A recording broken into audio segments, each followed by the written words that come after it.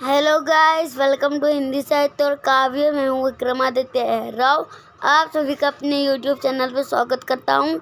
आज हम पढ़ेंगे क्लास 11 साइंस का चैप्टर 1, जिसका ये पार्ट 6 है, जिसमें हम सीखेंगे how to calculate atomic mass of element. अब पहले हम एटॉमिक मास कैलकुलेट करने के रूल जान लेते हैं। आज जो हम एटॉमिक मास कैलकुलेट करेंगे वो एलिमेंट नंबर 1 से लेके 20 तक के करेंगे, यानी हाइड्रोजन से लेके कैल्शियम तक के। तो जिसके लिए रूल है, जैसे एग्जांपल लूँ, पहले रूल ही बता देता हूँ। रूल है कि अगर आपका नंबर ऑड है तो उसके लिए हम ये वाला फॉर्मूला 2 × n+1 यूज़ करेंगे, और अगर आपका नंबर इवन है तो उसके लिए हम 2 × n वाला फॉर्मूला यूज़ करेंगे, जिसमें n का नंबर है atomic number of element.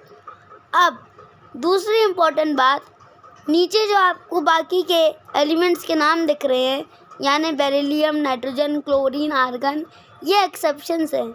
Exception है मतलब जैसे इवन नंबर के लिए जो एटॉमिक मास निकालने का रूल है वो क्या है, 2 × n है ना। n यानी नंबर ऑफ एटॉमिक नंबर, यानी जैसे हमारा हीलियम है, हीलियम का एटॉमिक नंबर क्या है, 2।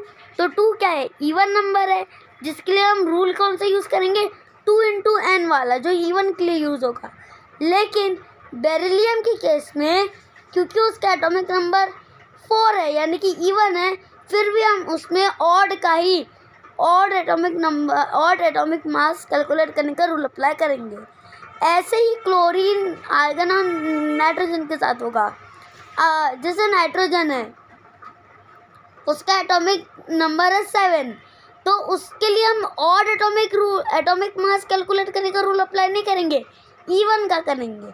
यानी कि बेरिलियम में हम ऑड का करेंगे, नाइट्रोजन में इवन का करेंगे, क्लोरीन में भी इवन का करेंगे, और आर्गन में भी हम उसी तरह से अप्लाई करेंगे। यानी कि जो रूल अप्लाई होना चाहिए उसकी जगह दूसरा रूल अप्लाई करेंगे। ओके, अब मैं आपको यहाँ कुछ एग्जांपल्स देता हूँ how to calculate atomic masses के। सबसे पहले हाइड्रोजन का एटॉमिक नंबर 1 होता है, इसलिए इसका एटॉमिक मास भी 1 होगा। दूसरा है हीलियम का एटॉमिक नंबर है 2 है, यानी कि इवन है। इवन के लिए हमारा एटॉमिक मास का रूल है 2 × n यानी number of atomic number of element, यानी कि 2 × 2 हो जाएगा, जिसका मतलब हीलियम का एटॉमिक मास है 4। अब बात करते हैं लिथियम की, जिसका एटॉमिक नंबर है 3। तो हम यहाँ पे ऑड एटॉमिक मास को कैलकुलेट करने का रूल यूज़ करेंगे, जो है 2 × n+1।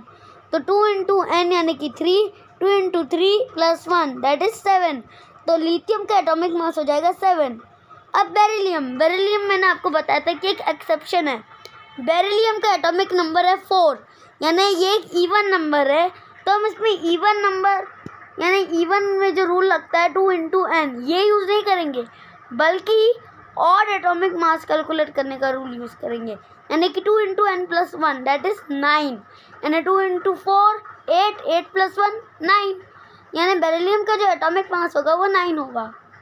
वैसे ही नाइट्रोजन, क्लोरीन और आर्गन के लिए भी हम करेंगे। जो उनका एक्चुअल नंबर होगा उसका उल्टा हम एटॉमिक मास का रूल अप्लाई करेंगे। अगर जैसे बेरिलियम का एटॉमिक नंबर 4 था, यानी कि एक इवन नंबर था, लेकिन फिर भी हमने ऑड का यूज़ किया, वैसे ही हम नाइट्रोजन, क्लोरीन और आर्गन के साथ भी करेंगे। जैसे नाइट्रोजन का एग्जांपल ले तो उसका एटॉमिक नंबर है 7, तो हम उसमें ऑड एटॉमिक मास कैलकुलेट करने का फॉर्मूला नहीं लगाएंगे, हम उसमें इवन एटॉमिक मास कैलकुलेट करने का फॉर्मूला लगाएंगे, जिसके कारण नाइट्रोजन का एटॉमिक मास हो जाएगा 14। 2 × 7 इज़ 14, ठीक है। तो इसी तरह से आप एलिमेंट 1 to 20 यानी हाइड्रोजन से लेकर कैल्शियम तक के बीच इन्हीं रूल्स को अप्लाई कर सकते हैं। और ये जो गिवन एलिमेंट्स हैं, इनमें जो इनका नंबर होगा एटॉमिक नंबर, अगर वो इवन है तो ऑड का रूल लगेगा, और अगर ऑड है तो इवन का रूल लगेगा। तो ये रही इसकी समरी। मिलेंगे नेक्स्ट वीडियो में, that is part 7 with new topic.